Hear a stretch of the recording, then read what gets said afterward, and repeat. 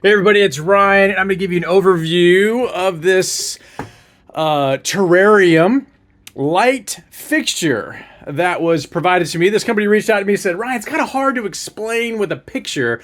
Can you do a little video showing how this thing can be installed a couple different ways?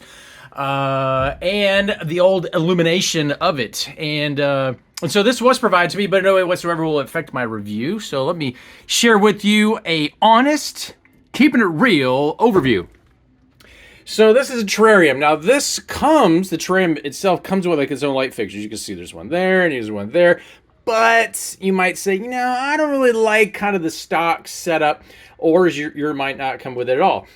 So what you will need is to have one that's got this grill type setup. Very, very easy to use. I would say you will need a Phillips screwdriver, not to drill a hole per se, but to be able to make a little bit of room. See how this is pretty tight right here? Just to kind of push through there the provided screw that looks like one of these. And what I did is I just took a Phillips screwdriver and I just screwed it through here just enough to make the hole big enough for one of these threaded screws. And I did one on each side. And then I was able to affix the mount. Very simple to mount. There's a couple different ways you can mount it.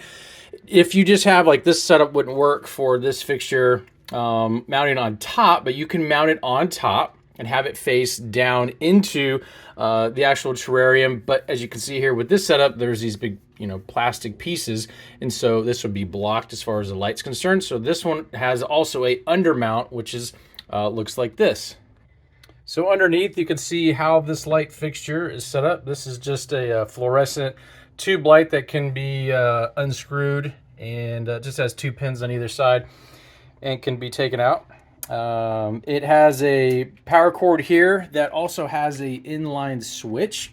I will say if you have a setup like this, you'll want to make sure there is a gap, as you can see right there, where the cord could be pulled through here. Obviously it's not, just from an example standpoint.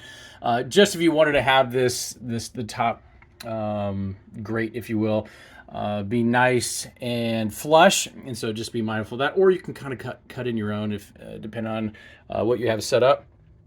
The rear part of this light fixture does have a reflective finish. So in the off mode, you can see what it looks like there, almost like a mirror type reflective finish, just to get maximum usage of the available light coming off that. So flipping this over and taking it apart, you can see this is how the undermount looks. And so that's just screwed right through, and then you have these clips, and then it just clips in like that and then clips off. So it's pretty easy to take on and off. So if you wanted to mount it like that, again, this is over two pieces, you'd be able to adjust it. These lights just spin and then they come out pretty easily. And then another thing that it took me a sec to kind of figure out what all these parts were. There's a piece that looks like this, and this piece allows you to put these in line. And so if you wanted to have two light fixtures just like this, if your terrarium is longer, what you can do is you can take this piece and plug it into the side, and then take a duplicate just like this, and you can have these basically two of these back to back. So you have one and then a second one, so you'd have like one here, and then the second one would just connect right into it, so you could really make best use of your space and have these in line, if you will. So you basically have two light fixtures connected to the same power source, just to maximize, if you have a much longer terrarium than in this example. The inline light switch is pretty easy to use. It's just on and off, pretty simple. And the extension cord on this is about 5 feet in total length to the wall outlet. Hopefully that answers any questions you might have about this terrarium light, and we'll talk to you soon.